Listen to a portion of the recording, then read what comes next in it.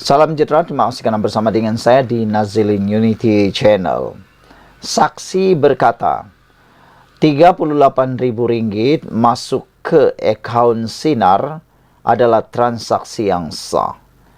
Ini adalah laporan berkaitan dengan perbicaraan yang melibatkan Wan Saiful Wan Jan. Ini keputusan yang betul-betul ataupun ini satu pendedahan yang amat mengejutkan kita semua. Mahkamah Session di Kuala Lumpur yang mendengar kes pengubahan wang haram dan rasuah membabitkan bekas Ketua Penerangan Bersatu, Datuk Wan Saiful Wan Jan diberitahu terdapat kemasukan wang Rp38.160 ke akaun Maybank milik Sinar Kerang Crafts Sdn Berhad 2 tahun lepas. Pegawai Maybank Cawangan Taman Tun Dr. Ismail Ahmad Arabi Mustafa, 36 tahun berkata, merujuk kepada penyata akaun Melayan Banking Berhad atas nama Sinar Kerang Crafts Sdn Berhad, kemasukan itu adalah menerusi transaksi secara dalam talian pada 3 November 2022. Saya sahkan akaun semasa Maybank atas nama Sinar Kerang Crafts Sdn Berhad telah dibuka pada 24 Januari 2007 di Cawangan TTDI. Berdasarkan spesimen tanda tangan bagi akaun ini, penanda tangan yang dibenarkan adalah selamai 5 orang. Kata saksi pendakwaan ke-12 itu semasa pemeriksaan utama oleh Timbalan Pendakwa Raya Muhammad Sahrom Idris. Ditanya Peguam Amir Hamzah Arsyad yang mewakili Wan Saiful Ahmad Arabi bersetuju bahawa transaksi itu adalah sah. Kepada soalan Timbalan Pendakwa Raya Dr. Ifa Sirhu Samsudin, iaitu bagaimana beliau tahu transaksi itu adalah sah, Ahmad Arabi menjawab sistem akan trigger jika ada transaksi-transaksi yang mencurigakan. Wan Saiful, 49 tahun, berdepan 18 pertuduhan pengubahan wang haram, membabitkan 5.59 juta dengan menggunakan wang hasil aktiviti haram itu, antaranya bagi pembelian kenderaan jenis Ford Ranger, serta pembayaran kepada Majlis Sukan Negara Malaysia dan memindahkannya ke beberapa akaun syarikat termasuk milik syarikat Sinar Kerang Crafts Sdn Berhad. Kesemua kesalahan didakwa dilakukan di Cawangan CIMB Bank Berhad, Bukit Tunku di sini pada 12 Ogos dan 13 November 2022. Mengikut Seksyen 4(1)B Akta Pencegahan Pengubahan Wang Haram, Pencegahan Pembiayaan, Keganasan dan Hasil daripada Aktiviti Haram 2001. Beliau juga berdepan pertuduhan meminta suapan wang daripada Lian Tan Chuan sebagai dorongan untuk membantu Nepturi Sdn Berhad mendapatkan projek Central Spine Road sertik ke persimpangan Lebuh Raya Pantai Timur daripada Kerajaan Malaysia secara praklayakan bernilai RM232 juta. Beliau turut didakwa menerima wang tunai RM6 juta melalui akaun CIMB Bank Berhad milik syarikatnya, iaitu WSA Advisory Group Sdn Berhad, daripada akaun Maybank Islamic Berhad milik Nepturi Sdn Berhad sebagai upah membantu syarikat itu mendapatkan SST bagi projek terbabit. Wan Saiful didakwa melakukan kedua-dua kesalahan di Royal Lake Club, Taman Tasik Perdana di Kuala Lumpur pada April 2022 dan di CIMB Bank Berhad Cawangan Bukit Tunku antara 8 Julai hingga 30 September 2022. Perbicaraan di hadapan Hakim Rosli Ahmad bersambung esok. Netizen berikan satu komen di ruangan Malaysia Kini tentang isu dan laporan ini. Netizen kata, semoga perbicaraan ini segera dapat diselesaikan dan dapat diketahui sejauh mana ianya benar dan akan menyebabkan Wan Saiful di dalam bebas ataupun dihukum. Setia Wangsa Berbukit kata, masuk akaun sendiri sama macam abang yang juga nih, kata beliau. Sekian untuk kali ini. Jangan lupa tinggalkan komen Anda. Salam sejahtera. Terima kasih karena bersama dengan saya di Nazilin Unity Channel. Sekali lagi, dijangka bersatu gagal lagi di PRK Nenggiri. Ini gara-gara mereka telah pun mencuba untuk mengeluarkan petition membantah keputusan pilihan raya di PRK Nenggiri. Dengan kata yang lebih mudah, mereka mahu membatalkan keputusan PRK Nenggiri kerana didakwa mempunyai ataupun didakwa melanggar peraturan pilihan raya. Bersatu tak boleh terima kekalahan teruk di PRK Nenggiri. Mereka menuduh ada pelanggaran. Namun demikian, apa yang berlaku sekarang ini lebih menyedihkan dan lebih sakit untuk Parti Bersatu. Apabila, menurut laporan ini, petition PRK Nenggiri, pengundi tidak mahu jadi saksi. Ada netizen kata, bukan pengundi tak mahu jadi saksi, kata mereka. Tetapi, pengundi tiada nak dikata apa-apa pun, kata mereka. Mungkin, kata netizen, itu hanya satu tuduhan yang sembrono, yang tidak mempunyai bukti. Jadi, dengan apa yang dikata ini, dijangkakan Bersatu tidak akan mampu membatalkan keputusan tersebut. Perikatan Nasional PN sehingga kini tidak dapat memfailkan petisi pilihan raya PRK Dewan Undangan Negeri Dun Nenggiri. Berikutan tiada pengundi yang mahu menjadi saksi di mahkamah.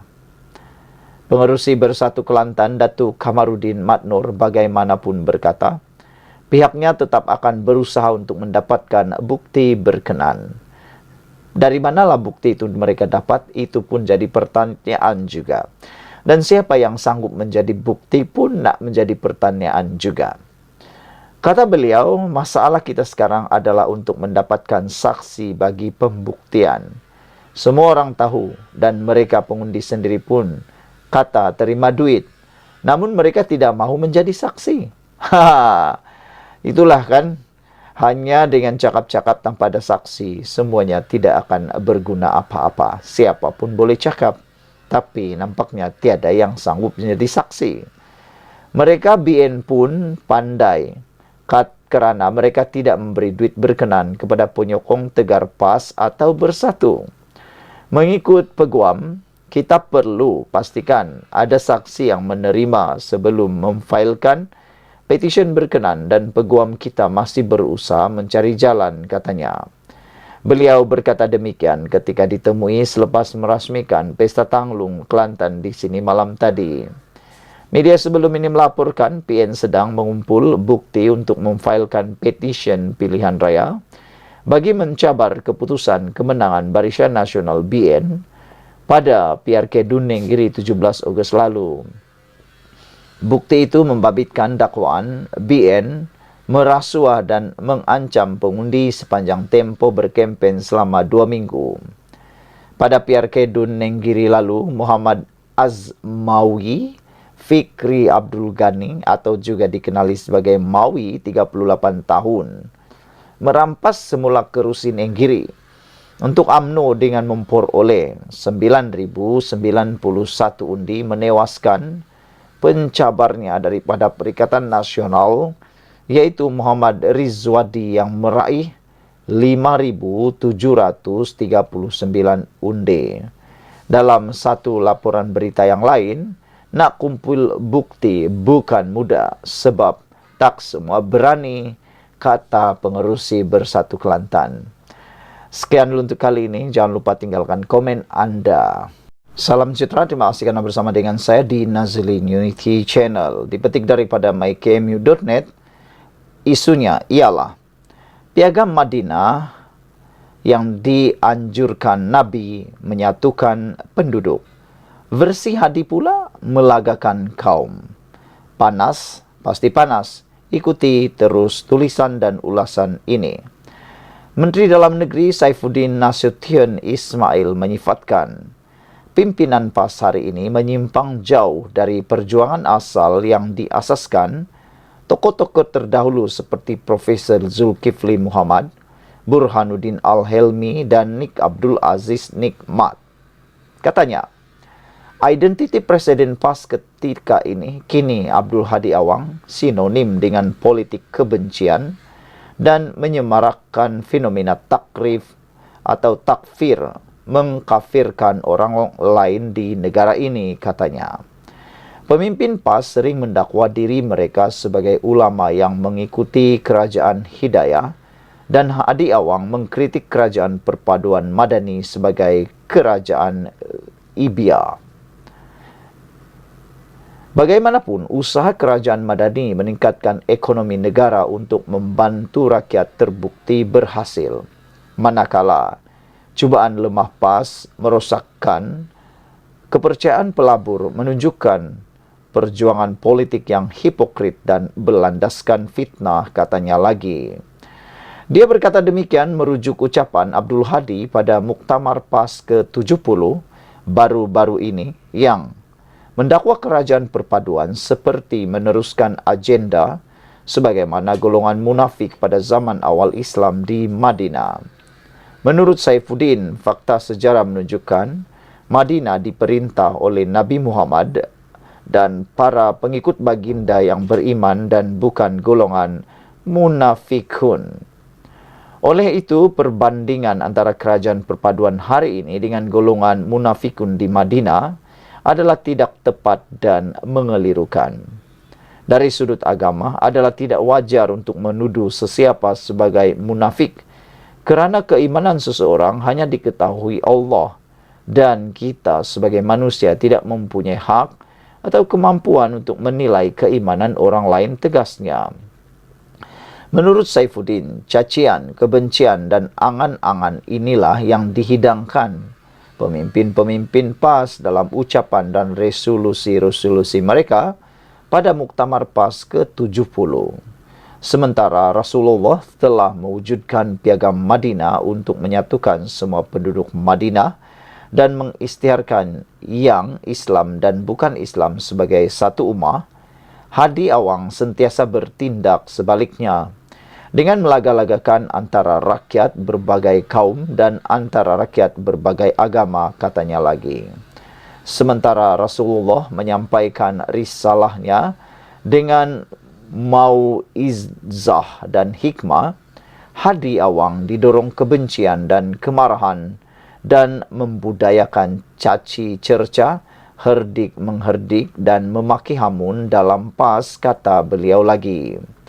Sementara Rasulullah telah membina sebuah masyarakat yang adil dan dipimpin para sahabat yang menjadi contoh akhlak yang mulia, PAS di bawah kepimpinan Hadi Awang menyaksikan rekod paling ramai ahli keluarga pemimpin-pemimpin PAS disiasat dan didakwa kerana penyelewengan, katanya lagi. Sekian untuk kali ini. Jangan lupa tinggalkan komen Anda. Jumpa lagi.